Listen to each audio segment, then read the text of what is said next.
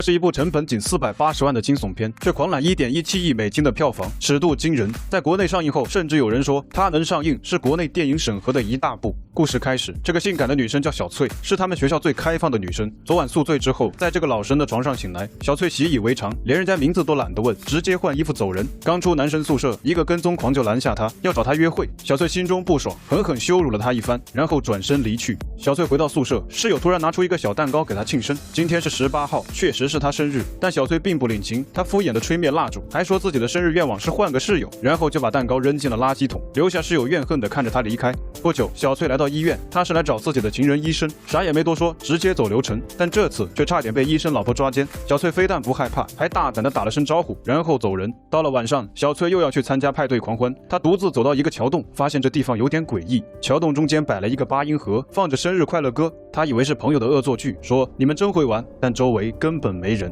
他走过去看，这时有个面具人出现在他身后。小翠问有什么事吗？面具人却一动不动地盯着他。小翠有点害怕，但还是壮胆说我要报警了。面具人走了，小翠松了口气。刚走到洞口，面具人突然跳下来，一刀刺过来。小翠大叫，撒腿就跑，但没跑几步就摔倒了。面具人从背后抓住他。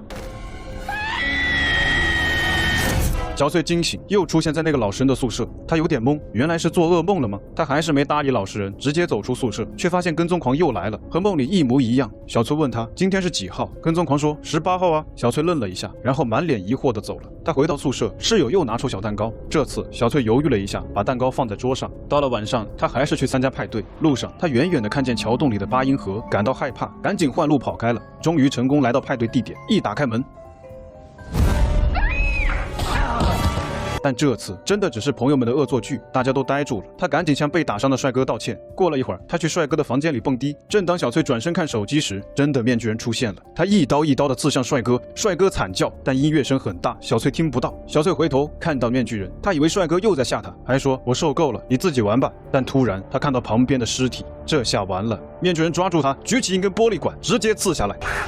但下一秒，小翠再次从男生的床上醒来。她走出去，今天发生的一切都和昨天一模一样。她害怕极了，赶紧跑回自己宿舍。这次她决定哪都不去了，窗户钉上，门口堵上，只求平安待到明天。正当她以为安全时，突然传来一声响动，她吓了一跳，拿着锤子慢慢走过去，才发现是厕所的窗户没关。等她走出厕所，面具人已经悄悄站在她身后，又是一刀刺过来。她再次尖叫着醒来，还把这个老实人吓了一跳。她哭着跑出宿舍，路上看着周围熟悉的一切，她终于明白自己是被困在了死亡的这一天，每天都要承受死亡的痛苦，他快崩溃了。这时男生跟了出来，问他怎么了，他赶紧抱住这个老实人。在餐厅，他对老实人说出了自己诡异的经历。老实人虽然觉得很荒诞，但还是选择相信他，还给他提了一个脱困的方法。既然他能无限复活，那就有无数次找到凶手的机会，只要找到凶手，一切就都解决了。小翠恍然大悟，他立马回去列出嫌疑人名单。可他这才发现自己平时实在是太作了，几乎身边每个人都有杀他的理由，没办法，只能一个个排除。首先是喜欢自己的跟踪狂，小翠摸到他的窗边，却意外发现跟踪狂是弯的，追求自己只是为了掩盖他的性取向，其实对自己没兴趣。第二次，他跟踪情人的妻子，但也不是他，因为面具人同时出现了。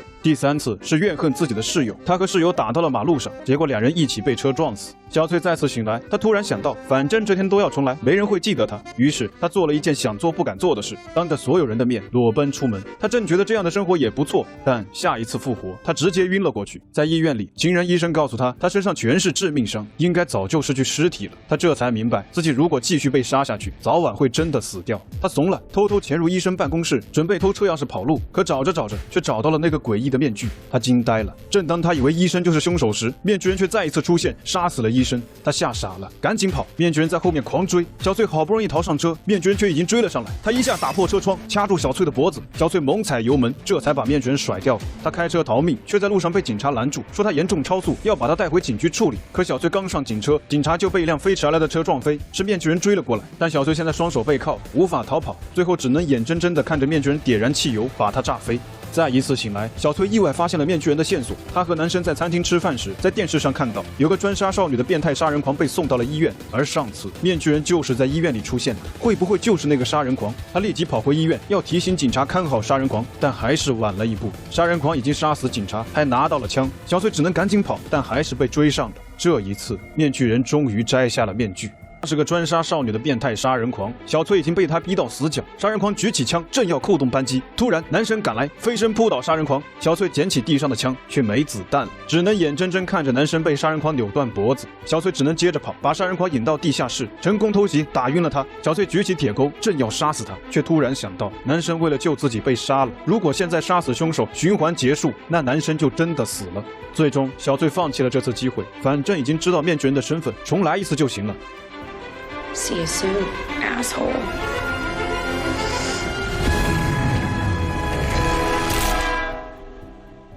再次复活的小翠紧紧抱住这个救了自己的男生，她已经爱上他。男生则一脸懵逼，心中感叹爱情来得太突然。现在只要去医院杀死杀人狂，一切就都结束了。但在这之前，小翠还要做2件事。她先鼓励追求自己的跟踪狂勇敢出柜，做自己，然后和自己的情人医生分手，三观和生活一起回到正轨。事情做完，只剩复仇。小翠全副武装来到医院，先从警察手里拿到枪，对着杀人狂扣动扳机，却没开保险，被杀人狂一下打掉了枪，还被摁在墙上，身上的刀也被抢走了。他拼命反抗，又被狠狠地摔到地上。杀人狂已经玩够了，现在要杀他了。这时突然停电，他抓住这短短的时机，灯再次亮起时，他已重新拿到枪。这次他打开了保险。Safety's off. Thanks for the tip. 终于结束了，小翠回到宿舍，和心爱的男生分享小蛋糕，期待着明天的到来。但是，一觉醒来，小翠猛然发现死亡循环还在继续，男生也彻底忘记了之前发生的一切，他崩溃了。I killed him!